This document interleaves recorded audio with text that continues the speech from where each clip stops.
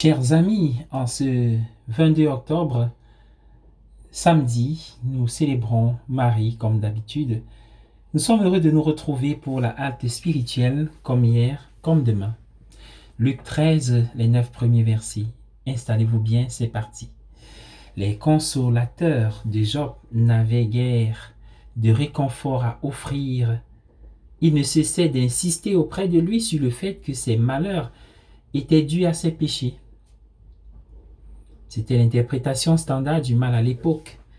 La force du livre de Job contre ce problème l'a conduit presque à l'évangile. Je sais que mon Rédempteur vit et qu'il se tiendra enfin sur la terre. Mais 500 ans ou à peu près plus tard, sa profonde compréhension du mal n'avait pas encore été popularisée, de sorte que les contemporains de Jésus pouvaient croire que les victimes de Pilate et celles de la tour de Siloé étaient punies par Dieu pour leurs péchés. Il n'y a pas de réponse facile au problème du mal. Il n'y a que de réponse de Dieu. Le Rédempteur est venu et s'est tenu sur la terre. Bien que les mots puissent sembler signifier plus ou moins la même chose, il y a toute la différence du monde entre une réponse et une réponse. Une réponse vient de l'esprit seulement. Une réponse vient de l'esprit seulement. Une réponse doit venir aussi de la chair. La deuxième partie de la lecture. Un homme avait planté un figuier dans la vigne.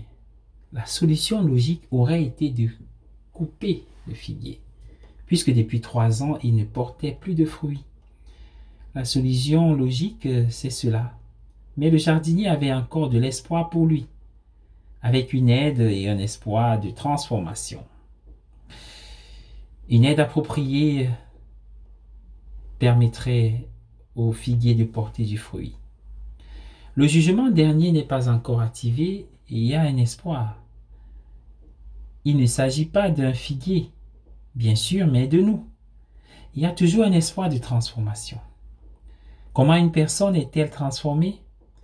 Vous pouvez faire l'inverse de tout ce que vous faisiez avant. C'est ça la transformation. Vous pouvez vous tenir sur la tête, mais c'est la même personne. C'est le même vous, juste inversé.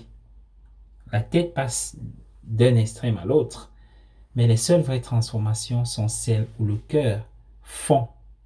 C'est la différence entre réformation et transformation.